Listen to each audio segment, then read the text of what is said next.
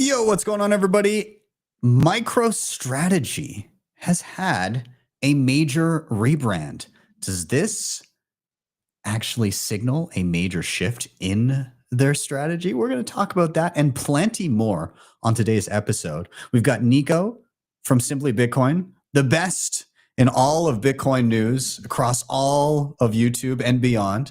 He's got plenty to go through with us today. I encourage you guys to smash that like button, help us spread Bitcoin knowledge to the masses, and we are off to the races. So without further ado, I'm Ben with the BTC Sessions. This is your Simply Session.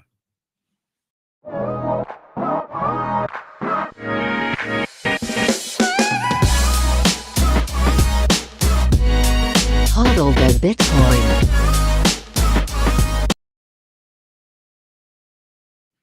All right, we're right in. Let's get Nico in the house. Yo, buddy, how's it going, man? Good to see you. Yo, dude, I'm back home. So back to the OG green screen. We got tons of news. Good to see you as well, man. And I didn't see you last week because I was traveling, but happy to be back in the co-host seat. You were in Freedom Country. I was in Freedom Country. I filmed a podcast on top of a volcano. It was absolutely bonkers. Yeah, it was great. Dude, the Plan B forum, those guys do such a great job. And I know you're a big fan as well. Yeah. But essentially, I had to do 2 days of back-to-back podcasts in Spanish. And that was interesting. Yeah. So, yeah, great time. Great time. Sounds like you killed it. Sounds like it was a good time. So, yeah, man. Well, I'll toss it to you. What's going on? What's top of mind? What is exciting this week in the world of Bitcoin? Yeah, absolutely. So speaking of El Salvador, I don't know if we timed this. El Salvador merchants no longer obliged to accept Bitcoin. Merchants in El Salvador, the first country to make Bitcoin legal tender, will no longer be obliged to accept the cryptocurrency as payment under a reform adopted to comply with conditions for an IMF loan. It says international loan, but it's an IMF loan. It goes on to say the IMF said last month it had reached an agreement for a $1.4 billion loan with the government of President Nayib Bukele, but a condition was that, quote, acceptance of Bitcoin by the private sector will be voluntary and public sector's participation in Bitcoin-related activities will be confined. That's an interesting word. Furthermore, taxes must only be paid in US dollars. The country's other official currency and, quote, the government's participation in the crypto e-wallet Chivo will be gradually unwound. The IMF had said the loan was, quote, to address balance of payment needs and support the government's economic reforms. The Central American country's Bukele-aligned parliament adopted the reform late Wednesday.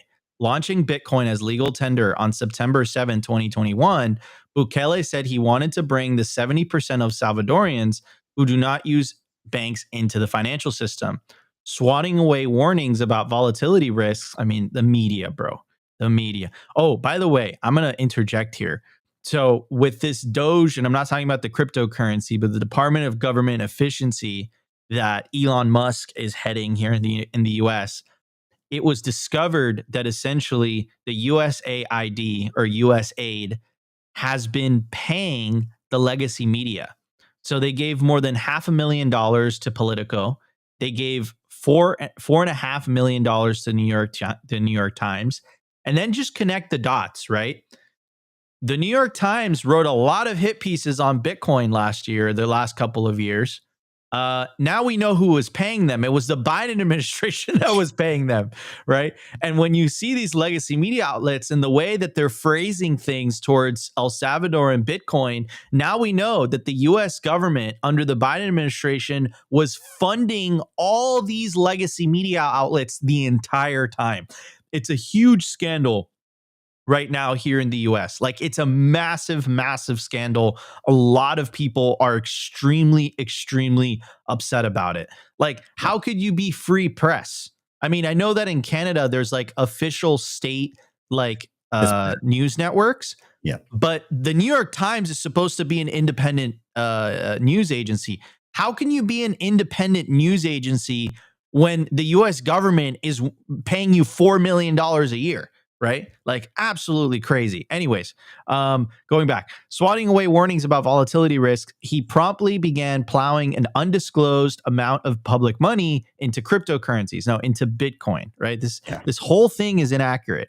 To spur Salvadorians to use Bitcoin, he created the Chivo wallet app for sending and receiving Bitcoin free of charge and gave $30 to each new user. In September 2021, the cryptocurrency traded at 44,000, but its value has fluctuated greatly, and a year ago was worth 23,000. Since Donald Trump's election last November, the value has soared by about 50%, topping $100,000. About 92% of the Salvadorians did not use Bitcoin in 2024. Okay, so I talked to Samson Mao about this, and I actually talked to Mrs.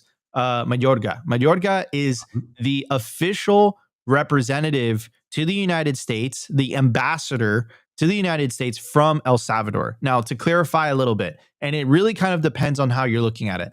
So the legal tender law is no more. There's also no obligation for vendors to accept Bitcoin. However, and it depends on how you look at the glass. It's a half. It's a glass half empty, a glass half full, right? So depending how you look at it, every vendor in El Salvador wasn't accepting Bitcoin anyhow, right? Like very few vendors, like only the official ones, like McDonald's or like whatever. Like the vendors at the airport from big franchises were already accepting Bitcoin. No one else was really accepting Bitcoin. That's number one.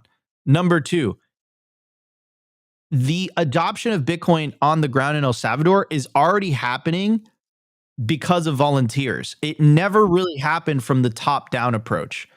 People didn't like, to be frank, like El Salvador, Bitcoin never really became very popular in El Salvador. There are sections of El Salvador where Bitcoin is extremely popular, but the top down approach never worked. And then the last thing that I'll say is, despite all these quote unquote concessions to the IMF, Bukele continues to smash buy Bitcoin every single day. And I mean, look at that candle. Like, yeah. And where is he getting that extra money? Could it be the IMF? This is a little bit, I know that I think there's conditions in the loan where they're not supposed to buy Bitcoin with the loan, but like really when it comes down to it, if they've got extra money that they can use for other purposes, does that not then free up other money to smash buy Bitcoin? Yeah, exactly. So I think they're smash buying Bitcoin with I think they're smash buying Bitcoin with that sweet IMF money. That's my humble opinion. I could be totally wrong here. I could be totally speculating, but that's what it looks like from my perspective. Okay. Yeah.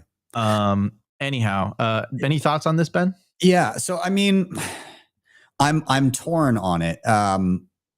You're right. I think that all that top down approval, I guess we'll call it that, it gives you a little bit of runway to be able to kind of build things out and make it more resilient. But like, it's not like Satoshi invented Bitcoin and went to the Federal Reserve and the US government and said like, hey guys, I'm putting together money that's going to directly compete with the US dollar.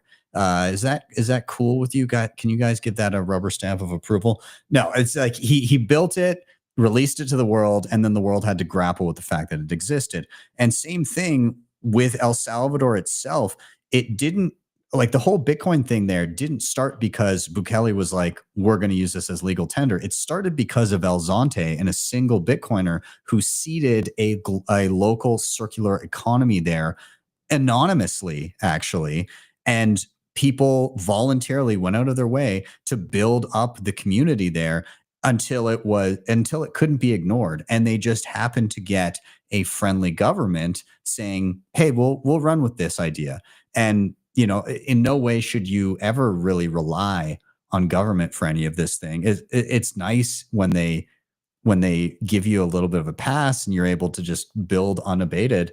But yeah, I'd say in general, as long as it remains so that you don't have to pay capital gains on it, that's the main thing, right? As long as it remains, you know, there's no penalty for you just using it in your day to day, then you still got a free and open playground to use Bitcoin as a local currency for those that want to do it. So yeah. Yeah, yeah. It's it's again, this is the way it should be done. It should be voluntary adoption. It should be bottom up adoption. It shouldn't be top down, and it doesn't work top down, right? Bitcoin's going to be adopted by its incentives because it's the fact that it's better money, but this whole top down thing, it was a good try, and I'll be honest with you, Ben, I'm a little bit disappointed about it not being Yeah. legal tender. Yeah. It's a little bit of a letdown. I'm not going to lie, but like I guess they really needed that loan. But on the bright side, and this is one of the things that I asked Mrs. Mayorga, the ambassador. I said, "What about the capital gains implications?" So there is no capital gains. So like if you use Bitcoin as currency in El Salvador, it's not like using Bitcoin in Canada or the United States. There is no capital gain implication. Like you don't have to pay taxes because you're using Bitcoin, right? So again, it really kind of like it's a optics victory for the IMF because it's like, oh look, Bitcoin isn't legal tender, but in reality, has anything really changed? And I would say no. Yeah, it wasn't being enforced in the first place, the legal tender law, because legal tender laws means that like you're supposed to accept it as currency. And yeah, like you said, if you were to plunk down in the middle of San Salvador and walk into your average store, you're not going to be able to pay in Bitcoin.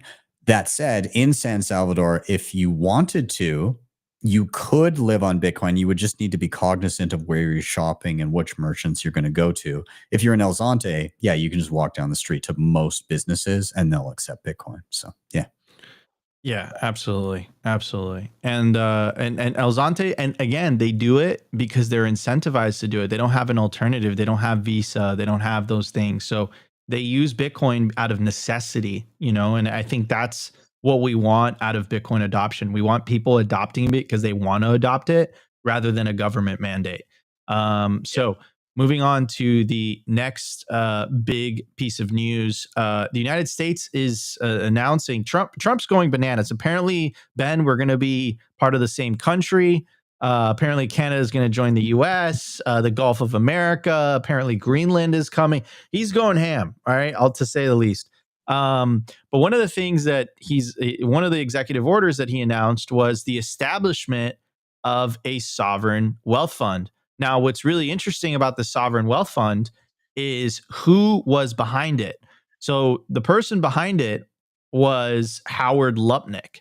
Howard Lupnick is the chairman of Counter Fitzgerald, and he actually manages all the money for Tether in the United States, number one.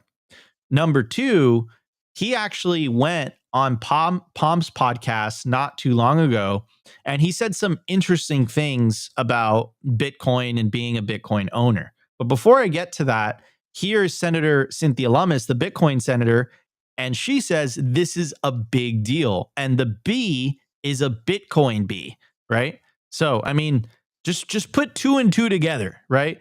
So, sovereign wealth fund, Bitcoin B, Senator Cynthia Lummis, and the person behind it is one of the people behind it, these two gentlemen. The person on the right is Howard Lupnick.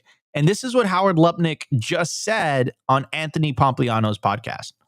I have one last question for you before I let you go. How rich are you? And how much of your net worth is in Bitcoin? Because if I don't ask you, everyone will be really mad at me.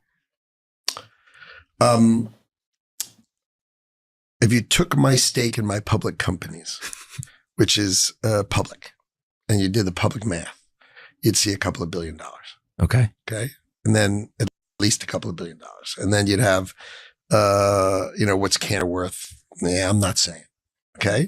But things are good for me. How about that? Is that a nice way to say it? Since Canada owns the stakes in the other companies, it's good for me. So, and I have, like the percentage, you don't have to say exact number, but like, how do you think about either you or Cantor? I don't have a big enough percentage. I probably have, I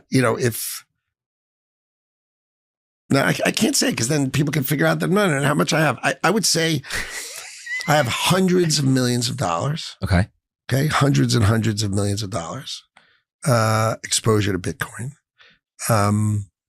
And it will be billions. I was going to say, so next year when you come back and we'll do this again and you'll be a Bitcoin billionaire and, Yeah, but you remember that model I told you? So if every time Bitcoin dips, I'm going to be the buyer.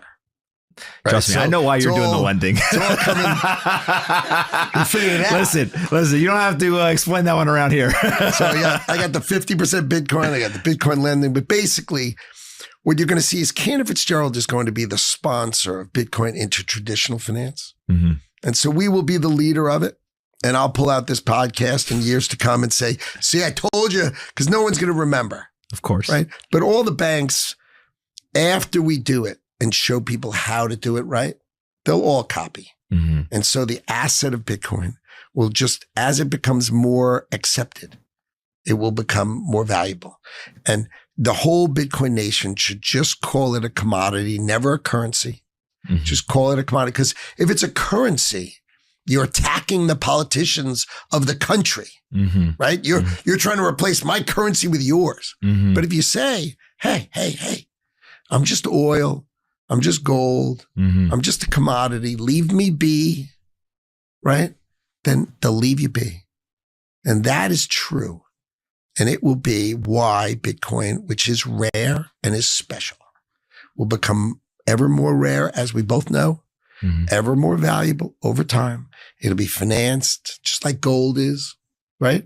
Gold is, it's not like super financeable, but it's financeable. Oil, Mm-hmm. it's not super financeable, Mm-hmm. but it's financeable, right? Bitcoin will be financeable. Bitcoin will be way, way, way higher, sometimes lower. You just have to have faith. All right. So that, ladies and gentlemen, is the Secretary of Commerce. And that, ladies and gentlemen, was the dude to the right side of President Trump when he signed the Sovereign Wealth Fund. Okay. So why am I going down this whole, like pointing all these pieces together and connecting the dots? Bitcoin is going in that mother effing sovereign wealth fund. It's happening. It's like guaranteed. The dude in charge of it just told you he owns hundreds of millions of dollars worth of Bitcoin. What do you think is going to happen? It's not rocket science. All right. Rant over. Yeah. I mean, show me the incentives and I'll show you the outcome, right? Like this guy is very much incentivized to have Bitcoin in that sovereign wealth fund. Again, I get why he's saying, "Oh, don't call it a currency because then it'll be seen as an attack." And I get why people in positions of power would want to outwardly talk like that. But at the same time, F that. Like for me, it's fully a currency. I'm fully replacing using dollars with Bitcoin instead. I don't want the dollars. I disincentivize people from paying me in dollars. I want to accept Bitcoin. I want other people to accept and use Bitcoin day to day. And so, yeah, I get the sentiment. I get where he's like, oh yeah, we'll finance it and we'll do all this other stuff. Like that's his use case. And to a hammer, everything looks like a nail. But yeah, man, I'm using it for savings, but I'm also using it for day to day, and I think that's very important. Yeah, 100%, man. And orange man, orange coin. So all the other shit he's doing is hilarious.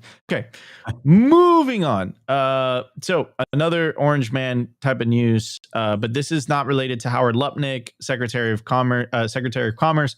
This is related to David Sachs. David Sachs is the so-called crypto and AI czar. And they held their first press conference. So I'll read a little bit about this, and then I'll play you guys the video. So today, David Sachs, and let me tell you guys the date. This is from February 4th, so 2 days ago. Today, David Sachs, President Trump's crypto and AI czar, held a press conference alongside Senator Tim Scott, Representative French Hill, Senator John Boozman, and Representative G.T. Thompson to unveil new plans for U.S. leadership in digital assets. They introduced the Genius Act, a bill aimed at regulating stablecoins by establishing clear issuance procedures and designating federal and state regulators based on the issuer's size. SAC emphasized that keeping innovation onshore is a top priority to ensure the U.S. maintains global leadership in financial technology. To advance this initiative, he announced a joint working group between the House and Senate dedicated to crypto legislation. This effort reflects the administration's broader goal of creating regulatory clarity and fostering a thriving blockchain ecosystem within the United States. Despite these announcements, and that's I think another key point, we had a massive dump after this news. We went from like 102, we dropped to like 93. No one gave an F. Here is the announcement, and this is again the best part of this entire time. Of this entire administration so far, like the repeal of SAB 121, the freedom of Ross, all of those were wonderful news. I was very happy with it. But, big but, here is the actual news. This is the first time it was actually the press. He didn't do it on his own. The press asked him the question, what's the deal with the Bitcoin reserve? And here is David Sachs' answer. So one of the things that the president instructed us to do was to evaluate the idea for a Bitcoin reserve, and so that is one of the things. That's one of the first things we're going to look at as part of the internal working group in the administration. So as soon as we get all that set up, we're still waiting for some cabinet secretaries who are on the working group to get confirmed. So we're still in the very early stages of this, but that's one of the first things we're going to look at is the feasibility of a Bitcoin reserve. I think the concept of the sovereign wealth fund is a little separate, and you'd have to talk to Secretary Lutnick, or soon to be Secretary Lutnick, about that. Thank you all very much. So Secretary Lutnick, who's that? I mean, I just showed you guys. It's this dude that tells you that he has hundreds of millions of dollars in Bitcoin, right? So connect the dots, everyone. Like this strategic Bitcoin reserve, I think there's a high probability that it's going to happen. It's going to happen this year. Here's another press conference that he did. Actually, before we head into that, Ben? Yeah, I mean, it's funny that they left it. They didn't even say Bitcoin the whole time until explicitly asked. And I wonder if a little bit of that is by design, in that they don't want a buying frenzy before they can get this thing off the ground, right? Like they don't want to signal for sure that they're doing this. So I feel like they're kind of trying to keep it quiet, or as much as they can. They're, they want to be quasi transparent, but they don't want to be like, hey, we're gearing up to buy a shitload of Bitcoin. That would be counterproductive, because then they can buy less Bitcoin if it's expensive. 100%, man. 100%. All right. Well, here's the second press conference, but Ben, shall we take a break? Yeah, let's do a quick little swaparoo here. We're going to say a quick yo to our sponsors. When we get back, we'll take a peek at what David Sachs here had to say in this press conference. Will be 1 minute. We'll also give away some sats on the other side of this too. So we'll be back in just a second. Bitcoin Well is the best place to be buying and selling Bitcoin in Canada and the US. And now with Bitcoin Well Infinite, it's also the best place to be making large buys at their OTC desk of over $50,000. Their white glove service gives you fast transactions, no slippage, and the lowest fees. You can scan the QR code on the screen or simply head to bitcoinwell.com/BTC sessions to sign up today. And you can share your own personalized referral link to earn commissions. Are you ready to level up your Bitcoin mining game? Mining Disrupt is the world's largest Bitcoin mining conference and expo, and it's happening March 25th through 27th, 2025 in Fort Lauderdale, Florida. Network with industry leaders, discover cutting-edge hardware, and gain insights from world-class speakers. Plus, enjoy exclusive events like the Cigar Lounge and pre-party for meaningful connections. I'll be there, and I'd love to see you. Use the link in the show notes or scan the QR code on the screen right now to receive 20% off your tickets. Don't miss out. Debify is the best and easiest way to borrow against your Bitcoin in a non-custodial way. Funds are held in a multisig escrow where you hold a key, and the platform allows for excellent hardware like the Cold Card Mark IV and the Q. You have access to flexible conditions, the best rates, and institutional grade liquidity. If you're looking to make use of your capital, don't sell your Bitcoin, borrow against it. You can head over to debify.com to check them out, or simply scan. All right, we are back in really quick. Before we take a look at what David Sachs had to say, we're just going to give away some quick sats here as well. Also, if anybody, Nico, you're going to be down at Mining Disrupt, are you not? Yeah, bro. We have like the same sponsors. It's hilarious. I know. We will both be at Mining Disrupt. Simply will be doing the live stream. It's going to be a great time. So yeah, get your tickets to Mining Disrupt, and Ben and I will be there for sure. Hell yeah, I'm excited. This is my first mining conference, so I've been diving in more. I got my BitX right here, ready to go. I'm doing a video on it soon. I've been playing around with lots of stuff, so it should be a good time. Anyways, if you're looking for tickets, QR code's on the screen right now. We're gonna give away some sats as well. This is Bitcoin Well, great place to stack sats in Canada and the US. And the way it works, you sign up, you earn points. You buy Bitcoin, you earn points. You refer friends, you earn points. And those points can be used to toss a coin into the Bitcoin wishing well. And every time you do, you have a chance to win up to 1 million sats. Anybody watching right now, whoever scans the QR code first with a Lightning wallet will steal the sats from everyone else. So we're going to do just that right now. And furthermore, for every 100 likes on this video, I'll do an extra giveaway at the end of the episode. So smash that like button and let's pump those numbers up, son. And we'll do another giveaway at the end. So off it goes. I'll make it nice and big so you guys can give it a good scan here. And 210 sats. Whoever scans it first, congratulations. Let us know in the chat or the comments wherever you're watching this if you steal them from everyone else. And there you go. That's all the time you get. And Nico, I'll get your screen up here again. And let's take a little listen to what Mr. Sachs had to say in this other press conference. Absolutely. Here's David Sachs, the so-called White House AI and crypto czar. Let's check it out. David, recast for us, if you will, the value of Bitcoin specifically, cryptocurrency and blockchain technology in general. As we're now in the Trump administration era, we're in the back half of the 2020s. Back 5 years ago plus, there was talks about using it as a means of buying things. Now it's more about the store of value and the way perhaps hedge against inflation in various currencies. What do you see as the real value and the reason why the United States government should be paying so much attention to it? Well, I think there's a few different aspects here when you're talking about digital aspects. So first of all, you got Bitcoin. It was the first digital currency, and it's the original. It's the strongest one. In the parlance of the industry, it's the most Lindy, meaning it's been around for over a dozen years now. No one's ever hacked it. No one's ever cracked the security around it. And so it is an excellent store of value. So that would be point number one. Bitcoin is run on, as you know, a blockchain. It's basically a distributed ledger, which is essentially a form of decentralized computing. And that platform can be used to create a lot of other types of products. And so that would be sort of technology area number two, is all the innovation that can be built on top of blockchains.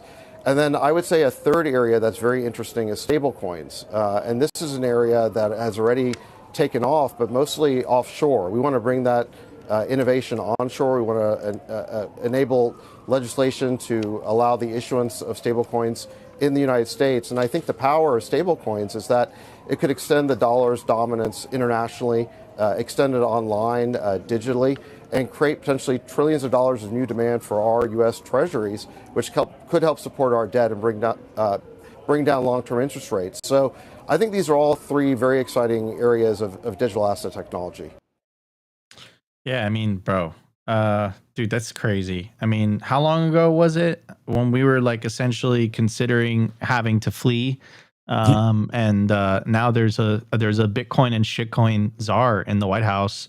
And of course, you have Howard Lupnick right here next to Trump. I think there's a very high probability the sovereign wealth fund and the strategic Bitcoin reserve happen this year. Here's Senator Cynthia Lummis, and I think it's important for everyone. A lot to do if you're frustrated that the thing you were hoping for isn't done yet. And of course, she's talking about the strategic Bitcoin reserve. We are 15 days into a new and utterly transformative administration. Keep the pressure on, but don't get discouraged. And then there's the Finding Nemo, just keep swimming. Here's David Bailey. David Bailey was the one responsible for getting, he's the CEO of BTC Inc., Bitcoin Magazine, the Bitcoin Conference. He actually got Trump to speak at the Bitcoin conference. And he says Senator Lummis should drag DOJ, the Department of Justice, in front of committee to say what they're doing with the nation's Bitcoin. Completely inappropriate for them not to respond to her letter in light of President Trump's priorities. And I'll leave it at that. Kind of a sovereign wealth fund update, a strategic Bitcoin update. I think it's happening, bro. I feel really good about it. Like, look, he's looking at Trump saying, hey, do you want to do the strategic Bitcoin reserve? And Trump's like, just giving him a serious face. Yeah, do it. It's going to be huge. It's going to be massive. The biggest reserve. The orangest. Yeah, I mean, yeah, I think the more I kind of listen and the more I see what's happening with all of the appointees and all the people, all the pieces on the board, it seems like we're going to get some flavor of it.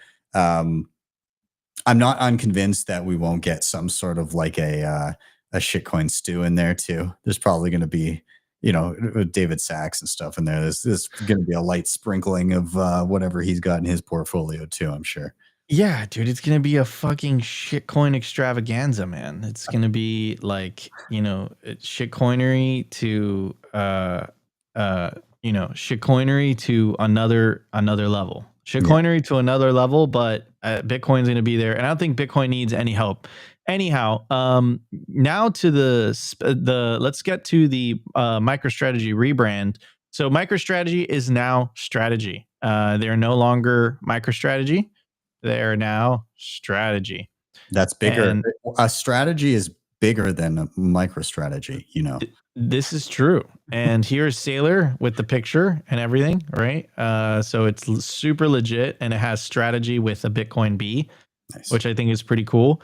Sailor has changed his attire since he 100x the market cap of his company. And here's a little bit more information. MicroStrategy rebrands as Strategy, leaning further into its Bitcoin commitment. MicroStrategy announced a splashy rebrand Wednesday that underscored its commitment to its cryptocurrency strategy.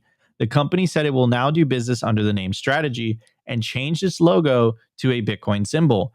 In its announcement, Strategy said it is, quote, the world's first and largest Bitcoin treasury company. Shares of the company were down about 2% on Wednesday and were little changed after the midday announcement. Year to date, the stock is up 17% against Bitcoin's more modest 1% gain.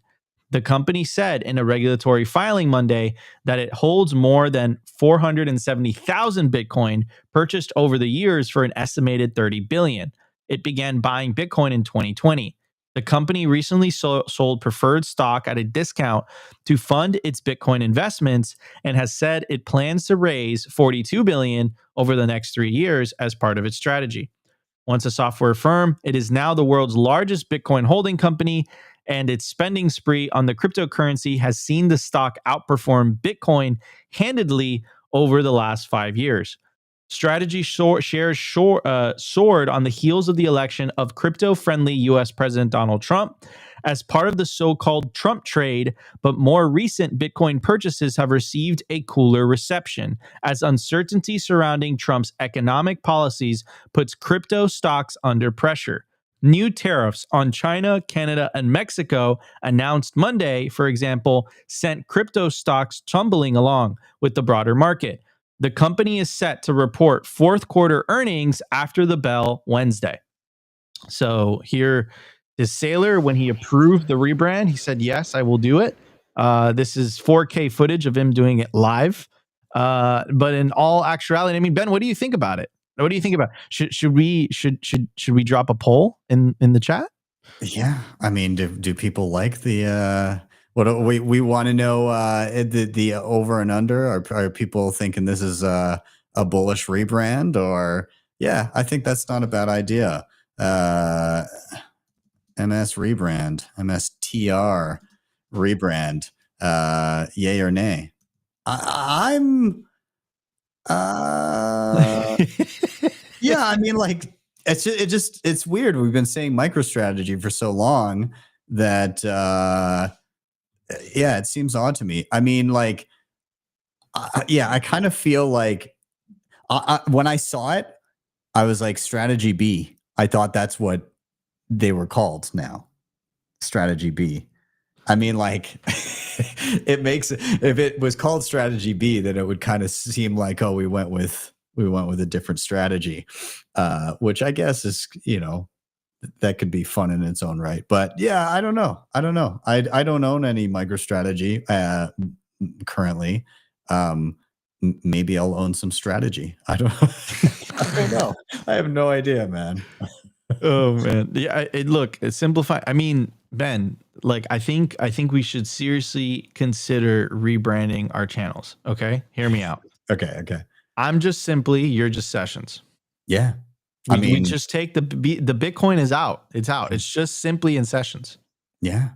I mean, so this is when everybody uses Bitcoin and there's no such thing as like a Bitcoin company or a Bitcoin branded anything. That's what it's going to be. It's just going to be the Sessions channel, and it's going to be simply. Yeah, I guess so.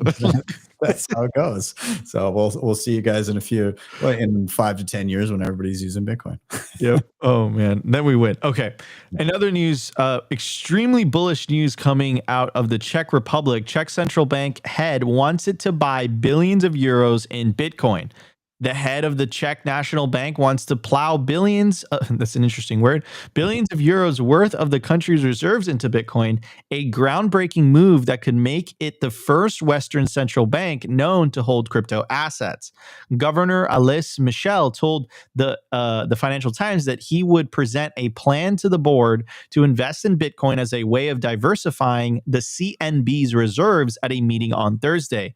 Should the board approve this, then the CNB could eventually hold as much as 5% of its $140 billion of reserves in Bitcoin, 140 billion euros of reserves in Bitcoin, he said. While acknowledging Bitcoin's extreme volatility and limited record, Michelle highlighted wider investor interest in Bitcoin since BlackRock and other companies last year launched Bitcoin ETFs. He also pointed to the U.S. President Donald Trump's pledges on deregulation and the growing influence of cryptocurrency executives over his administration. In an executive order last week, Trump set up a working group to evaluate the creation of a national digital asset stockpile. Quote, for the diversification of assets, Bitcoin seems really good, Michelle said in an interview. Quote, those Trump guys can now kind of create some bubble for Bitcoin, but I think the trend would be an increase without those guys as well, because it's an alternative investment for more people. Now, here's the other bullish news coming out of the Czech Republic. Czech President Peter Pavel signed law to remove capital gains tax on Bitcoin after 3 years. I mean, how bullish is that? They're incentivizing you to hold it. If you hold Bitcoin for 3 years and then you sell it, you don't have to pay any taxes at all. The Czech Republic, I think, has always been leading the Bitcoin industry in Europe. They have the famous BTC Prague conference. Yeah. Also, the first hardware wallet manufacturer, Trezor, is from the Czech Republic, and also one of the largest and most well-known Bitcoin mining pools, Brains, is actually from the Czech Republic as well. So, I mean, if you live in the Czech Republic, man, you're winning. This is very, very favorable Bitcoin regulation. And the central bank is looking at Bitcoin and saying, hey, maybe that's probably a good idea to get some just in case it catches on. Yeah, it's honestly the Bitcoin community in Czech Republic is incredible, in particular in Prague. That Prague conference is one of my favorite events to go to every single year. Going back again this year in June. And yeah, it's like, yeah, the BTC Prague is incredible. If you haven't been, you should probably check it out. It's awesome. It's big. It's very well run. Lots of signal there. And the cool thing is they've got this payment system in Prague where you can, there's like an app that you can use, and you can pay for meals like through various like payment processors and everything, but it's just like a QR code on the table of various restaurants. You just scan it and then it goes to the app and you can pay however you want. But that payment processor, which is like everywhere throughout Prague, is integrated now to use Bitcoin. So you can use Bitcoin at just like countless merchants in and around Prague. Like you open up the map of all of the merchants you can use Bitcoin at, and it's crazy. And so it makes sense to me that they would do this in Czech Republic of all kind of European countries. And furthermore, just the point in and around capital gains, like they're this close to more or less having the same good deal that El Salvador has, right? Like El Salvador just doesn't have capital gains at all. So you can use it day to day very easily. But I mean, this 3 years wait to not have capital gains is just a stone's throw from just no capital gains on it at all. And I'd love to see that happen there. Absolutely. Absolutely, man. I hope this spreads everywhere else too. Like, no capital gains on Bitcoin. I mean, it's just money. It's just money. Why should you have to pay a capital gain because you're using better money? And I think that's a really, really important question. Anyways, this was your Simply session for February 6th, 2025. I'm Nico from Simply Bitcoin. Ben, see you later. Hell yeah. Cheers, man. I'll see you shortly. And everybody else, stick around because we got plenty to talk about on the tech side of things. In particular, what exchange has a problem with users losing hundreds of millions of dollars per year? It's a big one. It's a familiar name. And how are people losing that money? We're going to be investigating that momentarily. We're going to give a quick shout out to our sponsors. If you could, before we go to break, please hit that like button. It helps a ton, helping this content get to new eyeballs so people can get informed on the latest and greatest in Bitcoin. We'll be back in 1 minute. See you soon.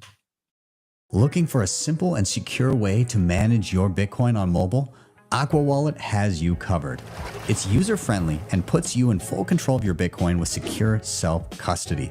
Aqua also supports Lightning and Liquid Network, making fast, cheap Bitcoin payments and asset transfers easier than ever. Plus, it even supports stablecoins, giving you ultimate flexibility.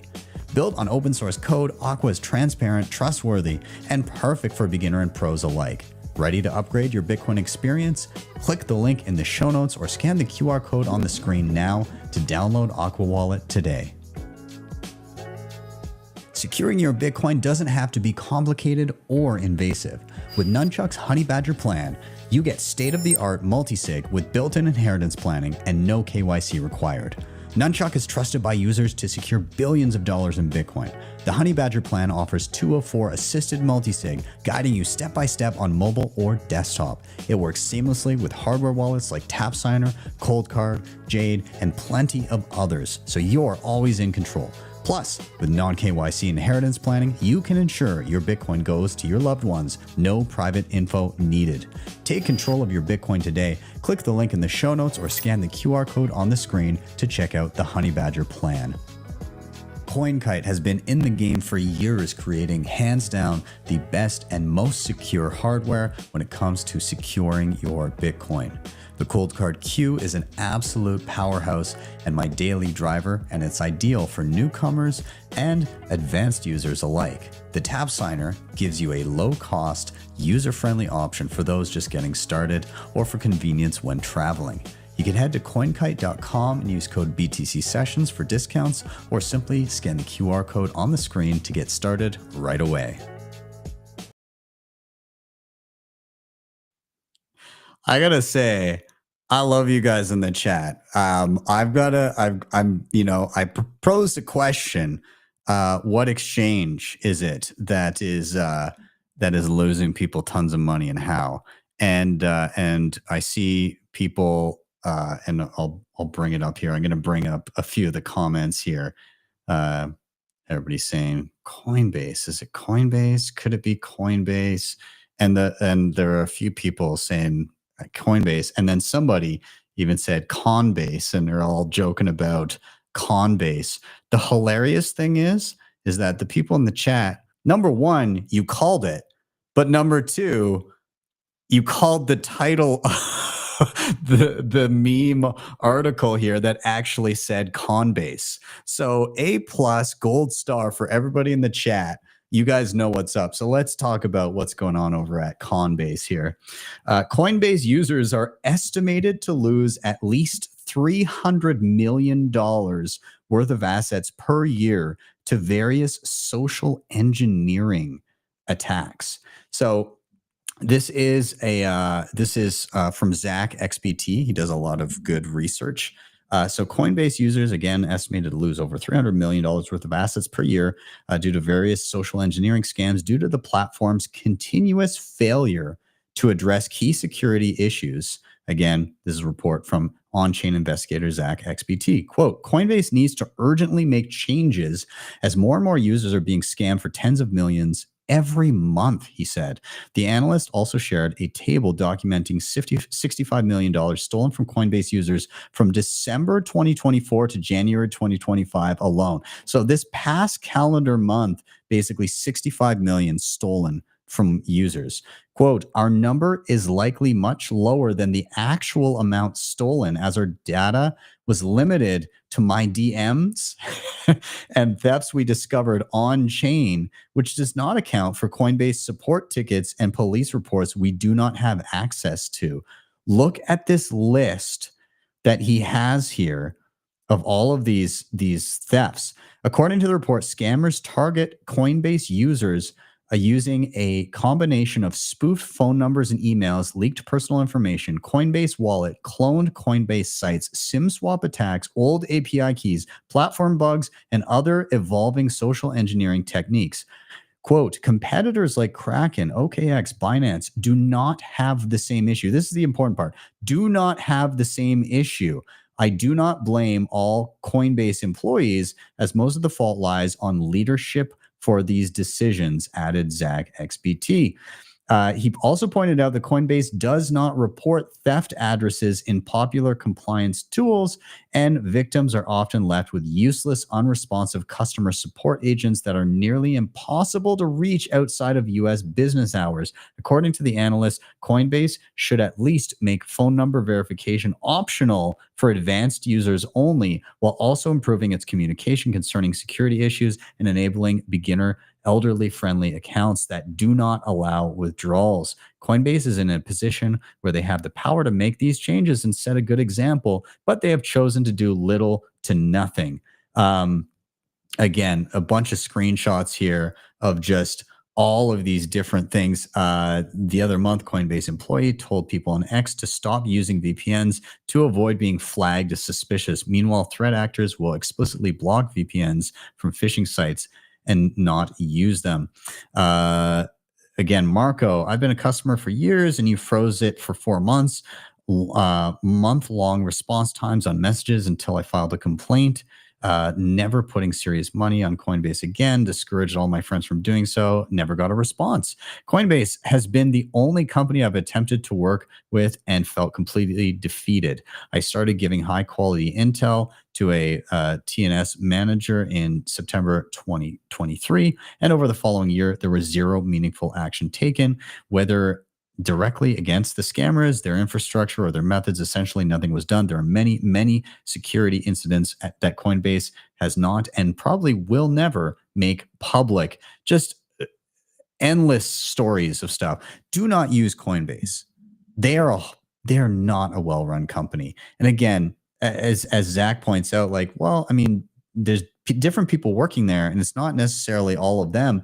It's just like the general leadership has just made a ton of shit decisions, and they've been really, really bad over the past number of years. I mean, for quite some time. So yeah, you got to be careful out there, guys. Don't fall for phishing scams. People try to extract information for you. Always be very, very skeptical of anybody on the phone or anybody reaching out to you trying to get information. It is a minefield out there. I get regular phone calls, emails, messages, all these things trying to extract money from me in various different ways. So just keep an eye out. Moving on. Bitcoin Keeper version 2.0.1. There's a new design, mini script integration with Bitbox, Coldcard, Jade, Ledger, and more. What is new? There's a fresh design across the app. They've enhanced vaults powered by MiniScript with lots of support for various hardware, including my fave, the Coldcard. They've got in-app concierge support as well, which is a bonus feature. They've got onboarding calls for Diamond Hands subscribers, cold QR support, which I'm so glad they had NFC, but they didn't have the QR support yet. Now they do. Inheritance key option for single key wallets and various bug fixes. They've also got a desktop integration with some updates there. Seed Signer has their first multilingual release now in Spanish. So if you're Spanish speaking, then there you go. You've got an easy way. Seed Signer, awesome project, by the way. Sparrow Wallet version 2.1.1. They've got an update to how USB plugged in signers integrate with the platform, which is helpful. Sometimes it wouldn't recognize. So it's the way that hardware wallets communicate via USB. They also you can store and send multisig wallet registrations on Ledger devices to avoid re-registration, which is a pain in the butt if you're using that. They also support the new Jade over USB. Lots of little updates here, mostly like a bug fix update, and also, are they changing their logo? It looks like it. I don't know. It's going to take some getting used to if they are. I don't know. Anyways, Craig, what's up? Envoy Wallet version 1.8.6, improvement and fixes. So what's new? Buy button is now removed from the main view. If disabled in settings, updated support area, Bitcoin ATM map now uses information from OpenStreetMaps, and then a lot of various fixes. I haven't played around too much with Envoy wallets. Any Foundation users out there, let me know. What do you think?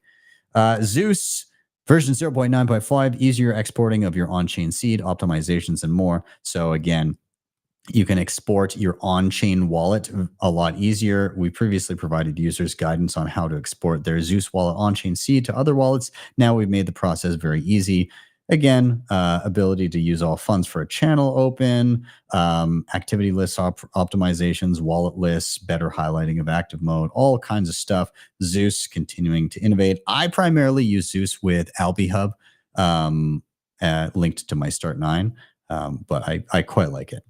Block. This is very interesting. Block's proto partners with the 256 Foundation. If that sounds familiar, those are the guys that just had a telehash, where basically instead of a telethon where people call in and donate money, a telehash is where you create your own mining pool and people point their hash rate towards it to help increase the chances of you mining a block. And they successfully on a live stream mined a block and got 3.125 plus fees in Bitcoin, which is awesome. So you should go back and watch that. Anyways, quote, today we're pleased to announce long-term partnership with the 256 Foundation, a Nashville-based nonprofit focused on developing and advocating for solutions that lower Bitcoin mining's barrier to entry, from educational resources to open source software, firmware, and hardware solutions, announced Proto.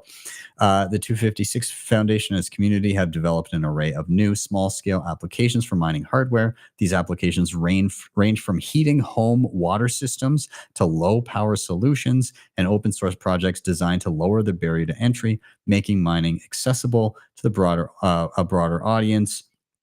Proto has donated up to 256K BZM2 ASIC chips to the foundation. That's a cool way of doing a donation. That's really, really awesome. Anyways, shout out to Scott 9000 and the BitAxe. Again, I've got my BitAxe here. I'm going to be doing a video on it soon. I gotta make this bigger. You guys gotta take a peek at this thing. It's pretty. Do I? No, hold on a sec. Let me do this. Jeez, I'm just really shitting the bed on this, aren't I? My bad. Okay, here we go. So this is my 3D printed BitAxe case that I just got in from Crypto Cloaks. I'm very stoked to do a video on this thing. I also just had a call with Bitcoin Mechanic, and I was learning about running datum and being able to basically create my own my own templates for blocks and everything, and mine locally with my Start9 and my BitAxe. So I'm very, very excited to dive into that tutorial, but I just had to show off a little bit there. Last couple things here. Tether. This is very interesting too. Tether and Lightning Labs announced USDT on the Lightning Network. So what's the deal here? Paolo from Tether and Elizabeth Stark, CEO of Lightning Labs, made the announcement during their fireside chat that the first ever Plan B forum in El Salvador, the integration will use Taproot Assets, a protocol that enables interoperability between stablecoins and a range of other assets issued on Bitcoin and moved via the Lightning Network. Quote, once fully integrated, Tether will operate seamlessly on Bitcoin's base layer and its layer 2 Lightning Network. This will enable high-speed, low-cost transactions while combining Bitcoin's robust security and scalability.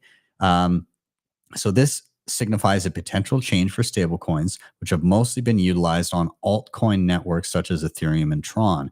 Quote, Tether is committed to driving innovation in the Bitcoin ecosystem by enabling USDT on the Lightning Network. We're not only reinforcing Bitcoin's foundational principles of decentralization and security, but also creating practical solutions for remittances, payments, and other financial applications that demand both speed and reliability. So that's very interesting. I wonder, I'm waiting to see if that has real impact. Like, are people actually going to migrate to this, or are they going to keep on using, shitcoin, like Ethereum and Tron and stuff like that for stable coins?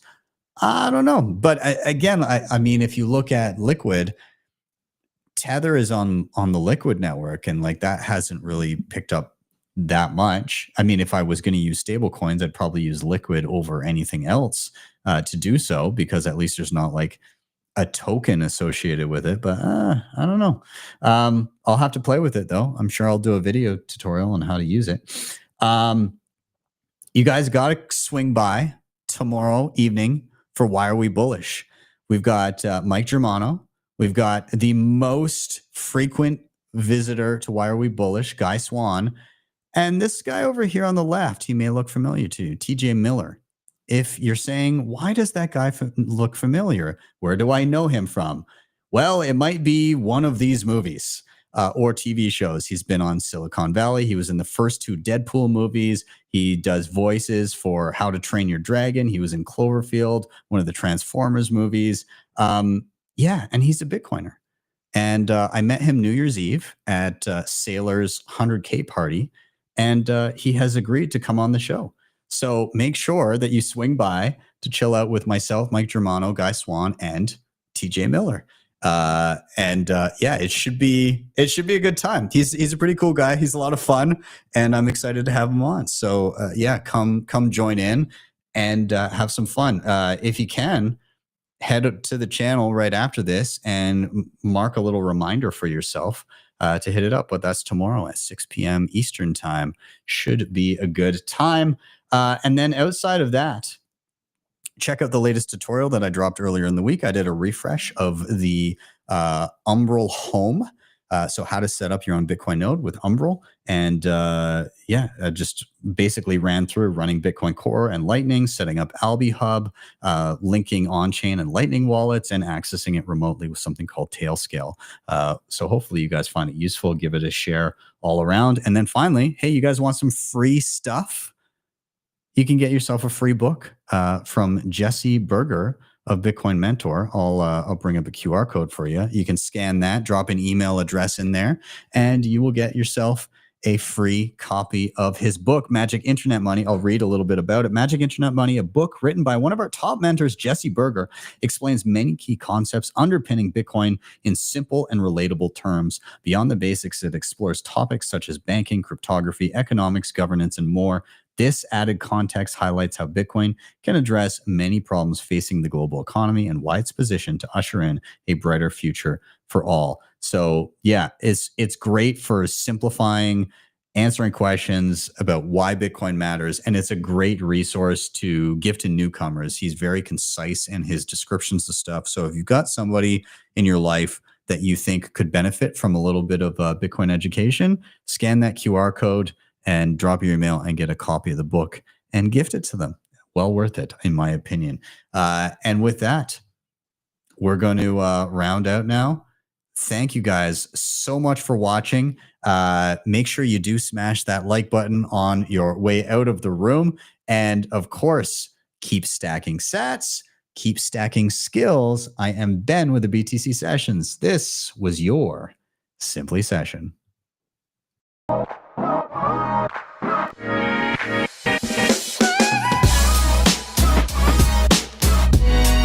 Hodl the Bitcoin.